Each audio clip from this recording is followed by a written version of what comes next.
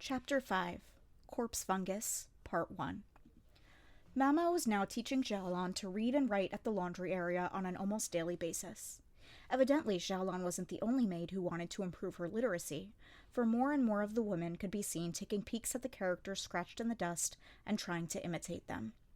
More and more, though, really only meant about 5 people, including Xiaolon. The rest were still perfectly happy to pass the time gossiping as they always had.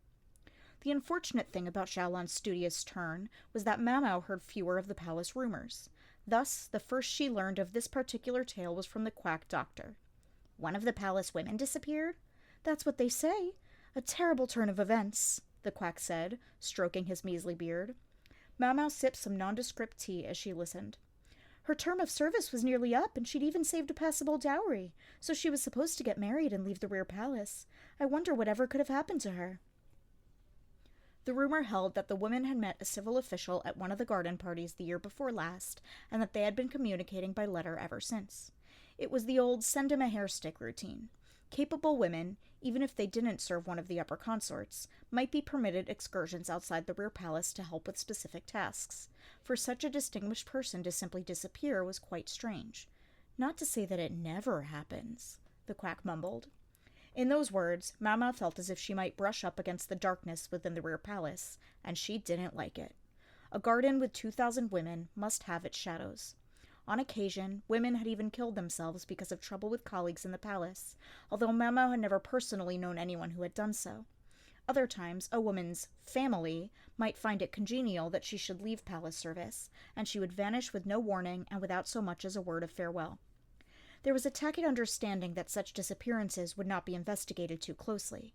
In this case, though, because the woman had been supposed to get married, strange speculations began swirling. Supposedly, the girl was bought by the matron of the serving women herself, though, so no one wanted to pry much, the doctor said as he bit into a rice cracker. "Gracious," Mama replied. She just tried to carry on with her usual work. The story had nothing to do with her. At least, she hadn't thought so. When Mama got back to the Jade Pavilion, she found some very elegant nobles out in the courtyard, where some furniture had been moved to create a tea party that simply oozed high society. On one side of the table sat Gyokyo. Her belly had swollen substantially by now, but she strategically used the surrounding shrubbery to de-emphasize the bulge when she could. She was also wearing clothing that hid the exact shape of her body. It would prevent people from knowing she was pregnant at a glance. Hongyang stood beside her lady, looking tense. Gyokyo staying inside forever was yet another thing that would raise suspicions, so she was letting herself be seen here. Even so, anyone who was going to figure it out would have done so long ago, Mau thought. The question was whether anyone meant good or ill. When she saw Mau was back, Gyokyo suggested moving inside. She stood, and Hongyang walked alongside her to conceal the consort's profile. She knew just which angle her lady would be most obvious from. Jinchi slipped a glance at Mau. "Something must be up," she thought, and followed them into the pavilion's reception area. "Pardon me very much," she said as she entered. Consort Gyokyo was looking at her with her usual fidgety excitement, while Hongyang could hardly conceal how tired she was. As for the one who had summoned Mau, he was sitting in a chair, coolly sipping some tea. Gaoxuan stood beside him, looking indignant. "You called?" Mau looked back and forth between Gyokyo and Jinchi. "Yes, I believe he has some business with you." Gyokyo gestured at Jinchi with an open palm. This was how it always started. "I do, and if you don't mind, we'll find somewhere for a quiet chat." "Oh, you needn't trouble yourself. You can talk right here," the red-haired consort said, clearly a bit peeved. "I'm afraid we very much cannot. It wouldn't do for me to stay here too long, and besides, the princess seems to be about ready for her nap." A crying child could be heard from outside. It was almost time for Lingli's afternoon nap, but before she went to sleep, she always had some of her mother's milk. They would have to think about weaning her soon, but it would take some time yet. Gyokyo adopted an almost girlish expression. The consort was pregnant with her second child, but she was still a young woman, just 20 years old. The exotic blood in her veins gave her a rather adult appearance, enhanced by her no-nonsense personality. Together, they could make her seem quite old and experienced, but she was still bursting with youthful curiosity. "Lady Gyokyo, may I suggest you give in here?" Hongyang, ever prepared to make sure work was getting done, opened the door of the room. Guiyuan was inside, holding the child and looking distinctly awkward. Hongyung took Lingli and held her out to Gyokyo. The princess reached for the consort's collar. Gyokyo's face was still stormy, but she could hardly leave her dear, sweet child to starve, and she finally allowed Mao Mao and Jinchi to show themselves out of the room.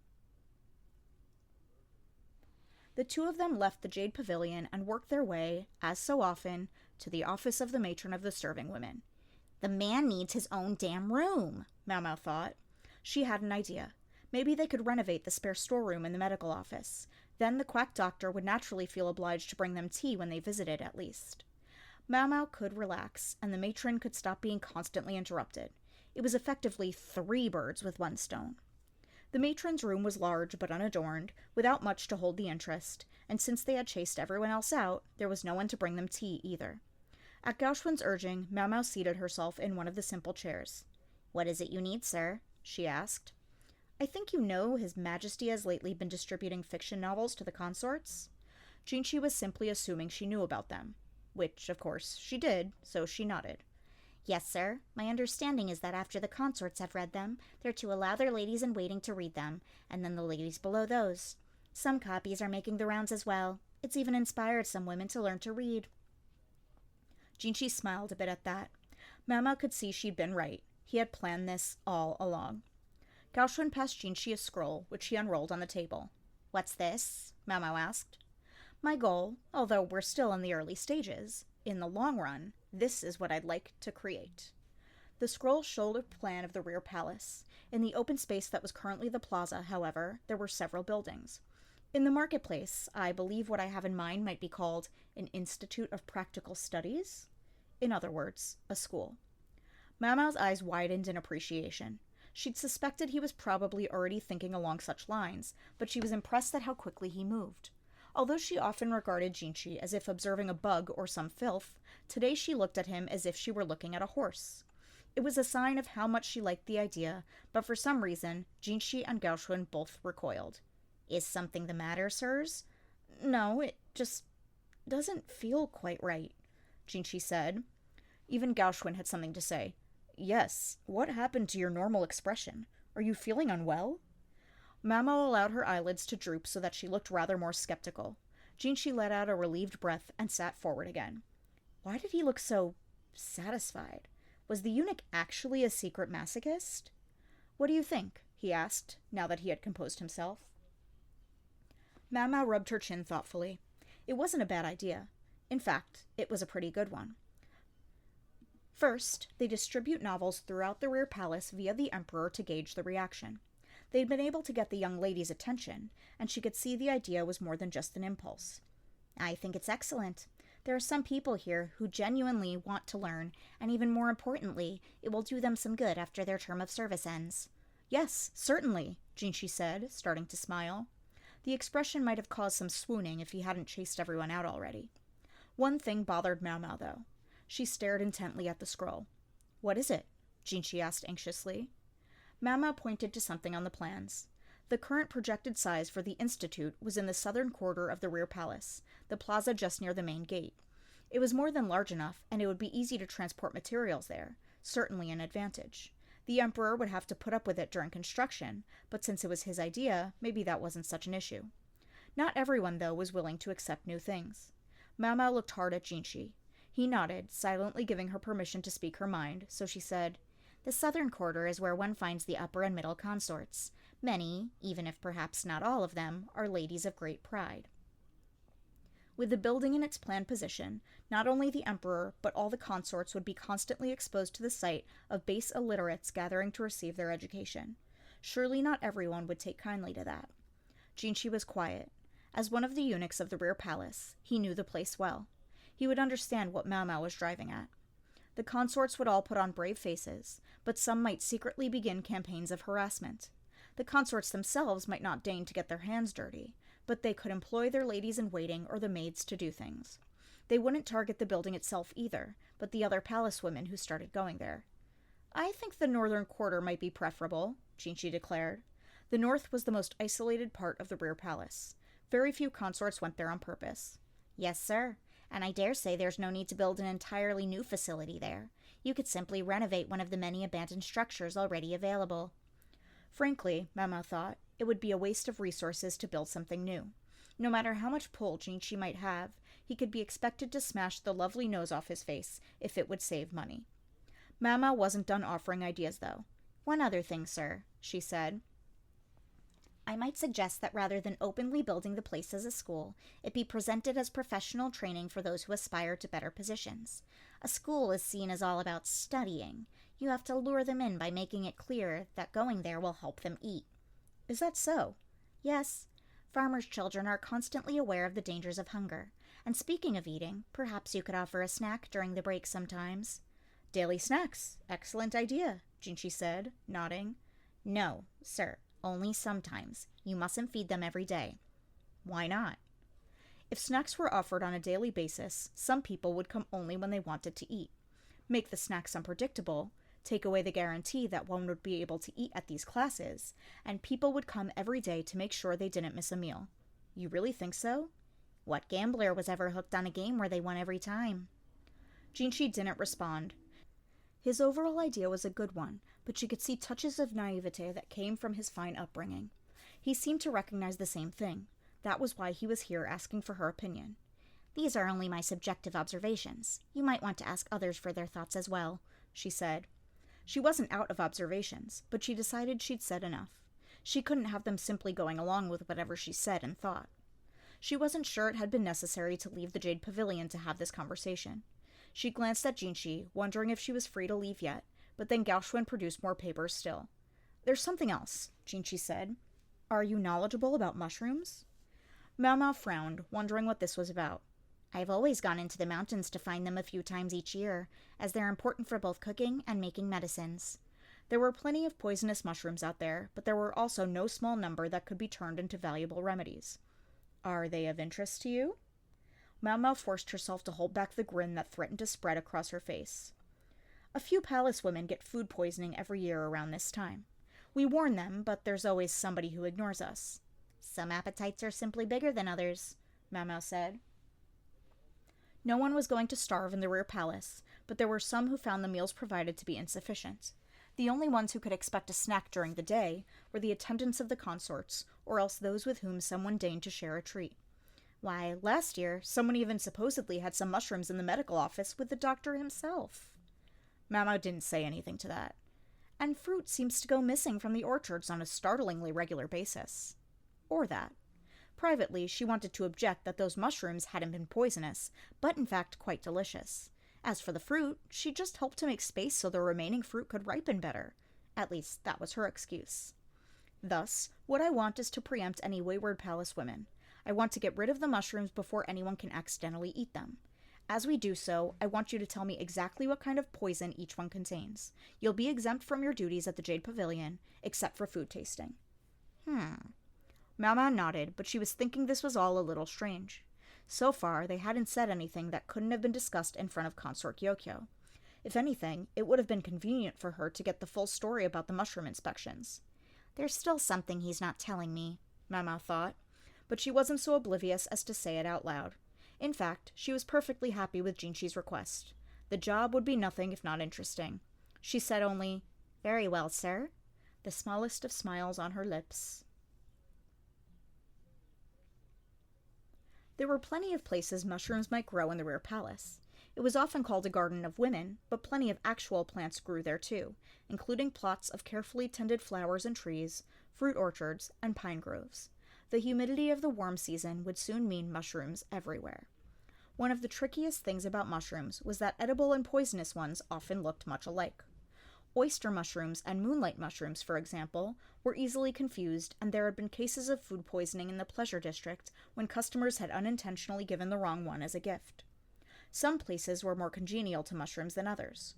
Oyster mushrooms would grow virtually anywhere, but moonlight mushrooms were more common in the mountains. Mao Mao doubted they would find any of those in the rear palace. If they were going to conduct a mushroom hunt, Mao Mao figured they could ignore places frequented by the gardeners.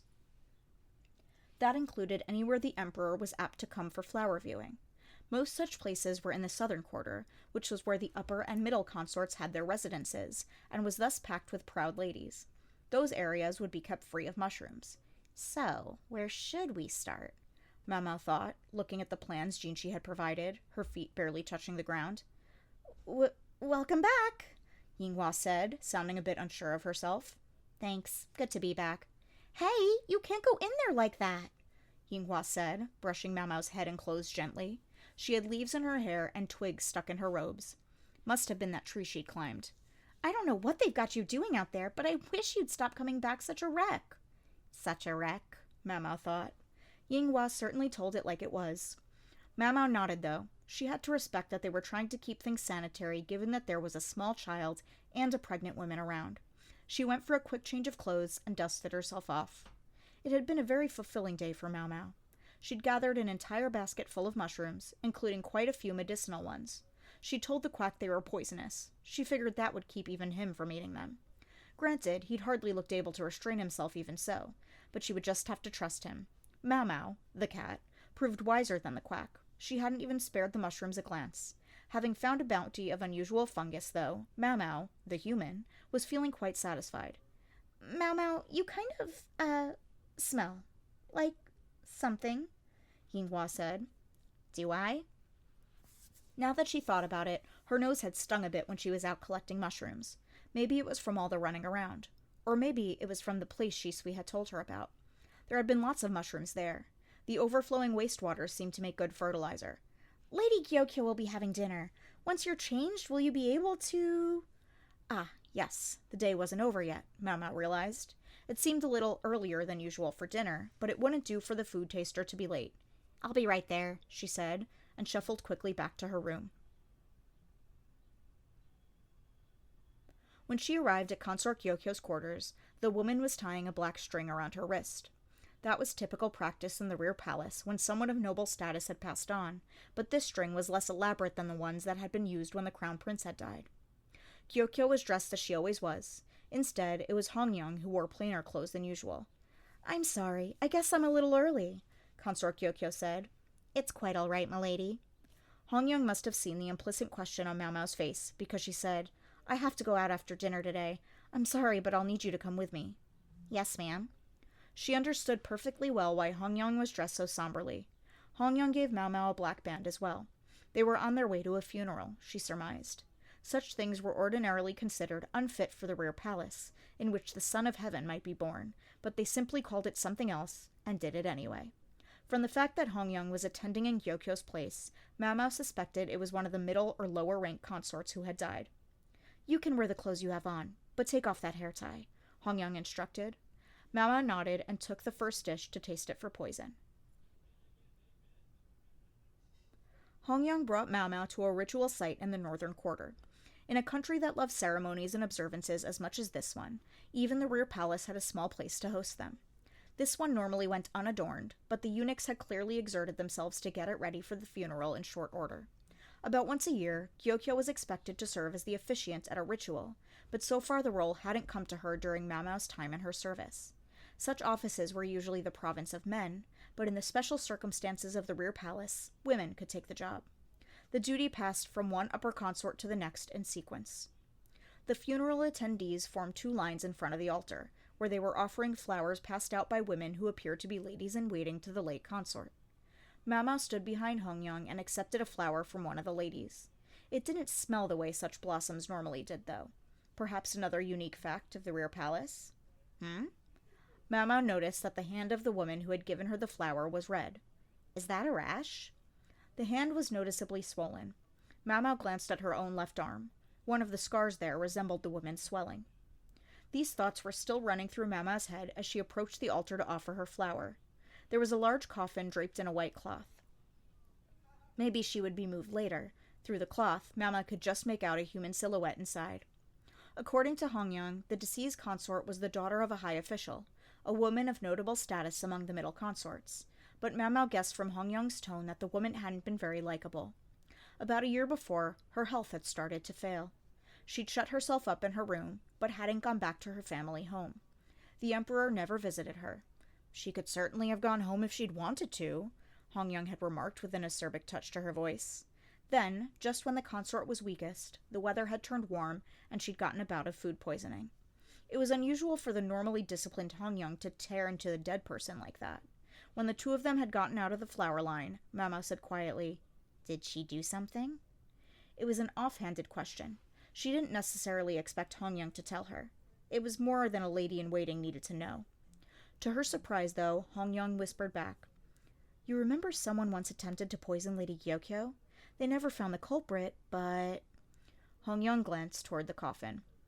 Now it made sense. Hongyang was intensely loyal. Of course she would resent anyone she suspected of trying to harm her mistress. She might even be secretly relieved the woman was dead. Wait. An idea formed in Mao Mao's mind. This middle consort, dead of food poisoning, had made an attempt on Gyokyo's life. The very Gyokyo who was presently pregnant, and thus more cautious than usual around the other consorts and palace women. Then there was Jinshi's request the day before that Mao Mao find all the poisonous mushrooms. He'd taken such care that Gyokyo and the others not know what he'd asked. Removing any sentiment for the residents of the Jade Pavilion from the equation, it was impossible to say for certain that Gyokyo hadn't poisoned the middle consort before the dead woman could do the same to her. Food poisoning was the official word, but if the cause had been a mushroom, then everything would fit together. Mao Mao could easily imagine what would happen if the other women of the Jade Pavilion knew what Jinshi was thinking. Even the gorgeous eunuch could expect his reception there to change if they found out. Mao Mao sometimes thought Jinshi was perhaps a little too much Gyokyo's personal ally, but in this matter, at least, he was being scrupulously fair. Doubt Consort Gyokyo had anything to do with it. She might not have been fond of the other consort, but there were any number of ways to break an opponent's spirit and ensure it didn't come back. Trying to poison someone just in case they attempted to poison you, again, seemed a great deal of trouble. There was always the possibility of being found out. Nor did Hongyang or the other three girls of the Jade Pavilion seem like the kinds to resort to such underhanded methods. No, in any attempted poisoning, the prime suspect at the Jade Pavilion would be Mao Mao. If Jinshi's aim with the matter of the mushrooms had been to gauge Mao Mao's reaction, she wasn't upset. She was even a little impressed. Mao Mao hadn't done anything to get her hands dirty, of course. I wonder what kind of food poisoning the woman did die of. Mao Mao would be very pleased to find out, but she sighed, knowing it would be difficult. She was just about to follow Hongyang back to the Jade Pavilion when there was a stupendous crash. She turned and saw that a woman with her face wrapped in bandages had upset the altar. The offering rice and wine were scattered on the ground. Puffy red skin could be seen peeking out from under the woman's bandages. Her outfit was plain, but it was of fine material, not like the uniforms the maids wore. She was no simple palace woman, nor a lady-in-waiting either, Mao Mao suspected. "Stop that!" cried a palace woman as she grabbed the interloper, but the other woman shook her off and stood in front of the coffin, where she ripped off the white cloth that covered it. The assembled women gasped, cried out, and scattered. Even the strong-stomached Hongyang gave a yelp. A woman lay there, dressed in white. The skin of her face was red and swollen, and half the hair on her head had fallen out. She looked almost as if she'd been fried in oil. Hardly what one would call a blossoming flower of the rear palace. The intruder grinned through her bandages. "Ha ha ha! You see now? You reap what you sow!" she cried, even as a group of eunuchs arrived to restrain her. "You're more hideous than I ever was!" Her laughter filled the twilight. Mao Mao studied them both, the dead body and what she could see of the other woman's face through her bandages. The wounds, almost like burns, looked familiar to her.